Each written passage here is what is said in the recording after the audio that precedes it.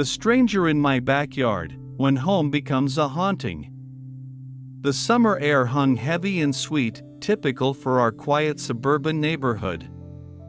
It was the kind of place where streetlights hummed a gentle lullaby and the loudest noise you'd usually hear was the distant barking of a neighbor's dog. My parents were away on their annual summer trip, leaving me, a college kid on break, in charge of our two-story house. It was a comfortable arrangement. I enjoyed the peace, the solitude, and the rare chance to have the place to myself. I wasn't on any medication, no history of mental illness, just an average guy in an average town. My relationship with the neighbors was minimal, mostly elderly folks, or families I barely knew. There was no reason for anyone to want to harm me, or so I thought. It was late, probably well past midnight, 2 nights ago. My eyes had been glued to my phone, mindlessly scrolling through social media, when nature called. Our upstairs bathroom, conveniently located, offered a perfect, unobstructed view of the entire backyard. Beyond our property lay a cul-de-sac, typically quiet at this hour, separated from our yard by a small cluster of trees and a low pile of rocks and mulch. Usually, the ambient light from my neighbors' houses was enough to dimly illuminate the bathroom, allowing me to navigate without flicking on the harsh overhead light. As I sat there, my gaze drifted towards the cul-de-sac. And that's when I saw it. A car. Parked. Not along the curb as any normal visitor would, but positioned directly facing my house, right in the middle of the turn. It was an odd, almost aggressive stance for a vehicle. My mind immediately started trying to rationalize it. Maybe someone visiting the elderly couple behind us? But why park like that? Only an idiot would park like that. My heart gave an involuntary lurch. Through the dim light, I could make out a silhouette in the driver's seat. Just sitting there.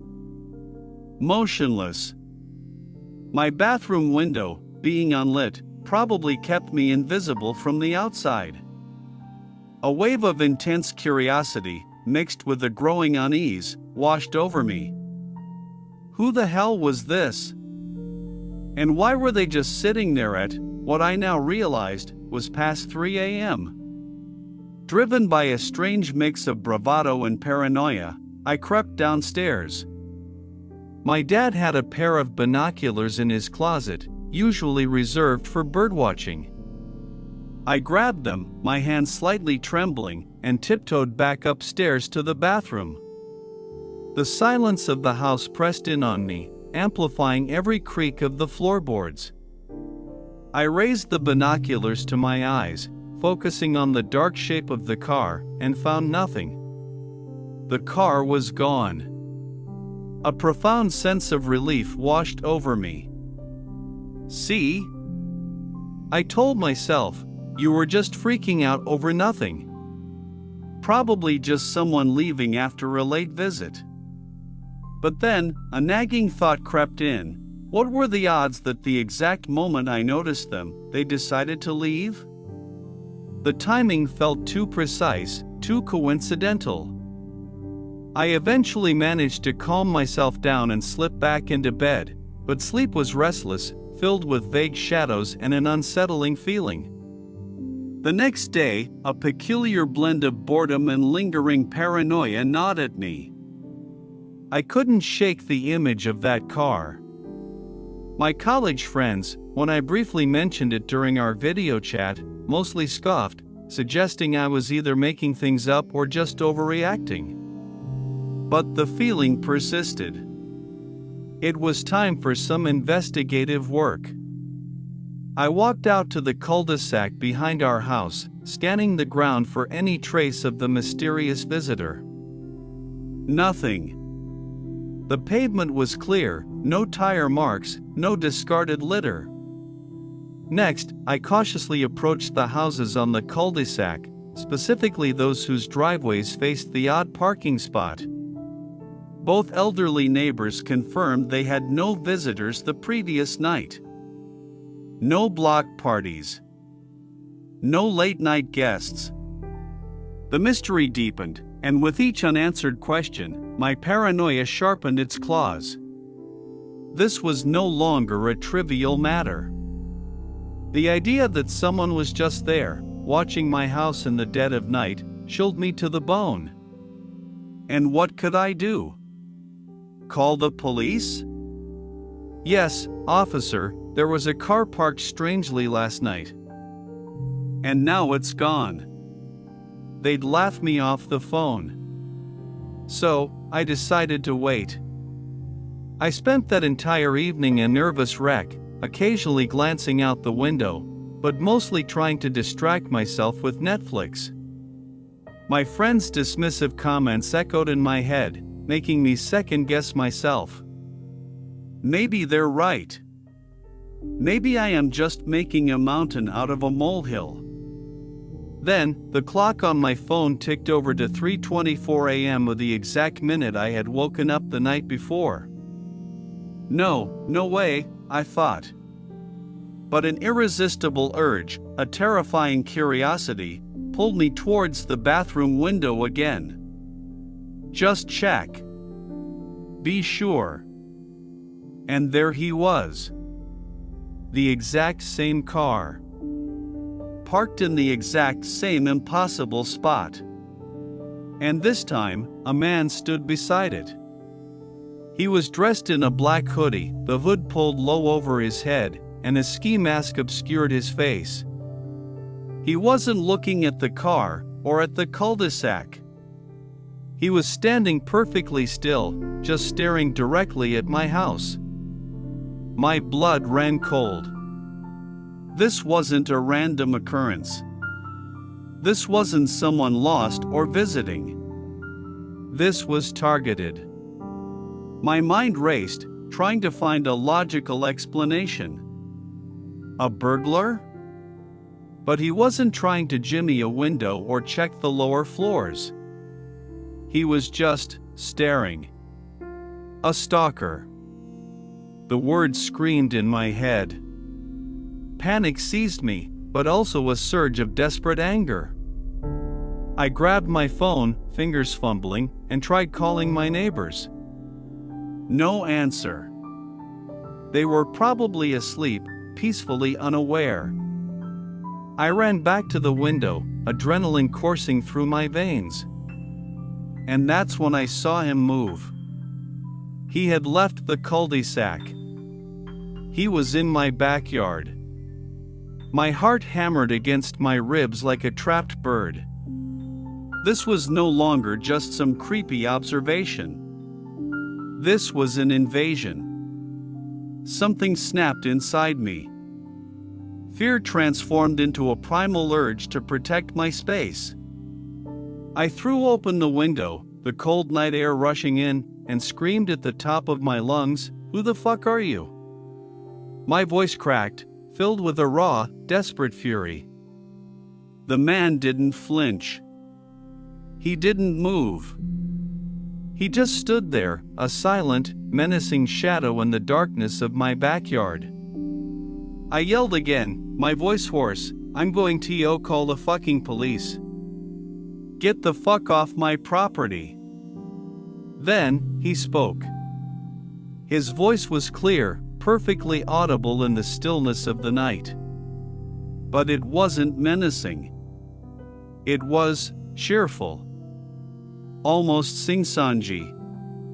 "Have a nice day," he said, in that incredibly polite, overly chipper tone a cashier might use as you're leaving a store. And then, he waltzed. I mean, he literally waltzed. Like some bizarre, happy cartoon character, he turned, took a few impossibly light steps back towards his car, then opened the driver's side door, got in, and drove away. The sheer absurdity of it was more terrifying than any threat. I immediately called the police department. They listened patiently, But their questions quickly turned to suspicion. Do you have any friends who might be playing a prank on you? I vehemently denied it. This wasn't a prank. The police, true to the small-town stereotype, were largely unhelpful. They took my information, offered a lukewarm "if it happens again, call us immediately," and that was it. It's currently 11 p.m. He'll be back. I know it. The words, the waltz, the ski mask, it's all replaying in my mind on an endless loop. I've alerted my neighbors, whispering the terrifying details over the phone, and they've promised to keep an eye out. But the weight of this night rests on me. I've chugged 2 cups of coffee, trying to stay as alert as possible. Every shadow dances, every creak of the house sends shivers down my spine. My mom called a little while ago. I didn't tell her anything, just mumbled an "I love you" and hung up, not wanting to worry her. My friends are still Snapchatting, joking about it, asking if I got a picture of my stalker. If he comes back, I swear, I'll try. But the thought of seeing him again fills me with an icy dread. It's 1:24 a.m. now. Nothing. Yet. A false alarm from a neighbor who thought they saw a car up the street, only for it to be a family returning home. The suspense is making me sick. One of the neighbors, tired, said he was going to sleep. I hope the others hold out.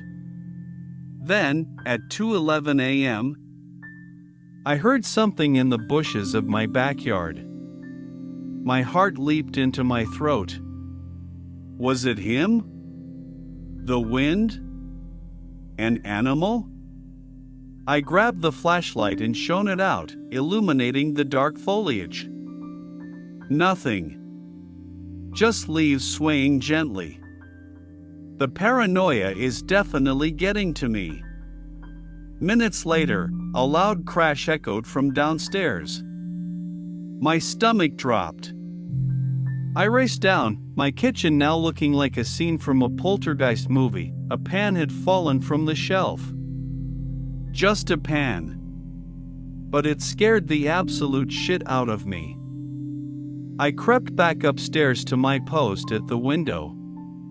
My gaze drifted to a street about 200 yards away, through the trees.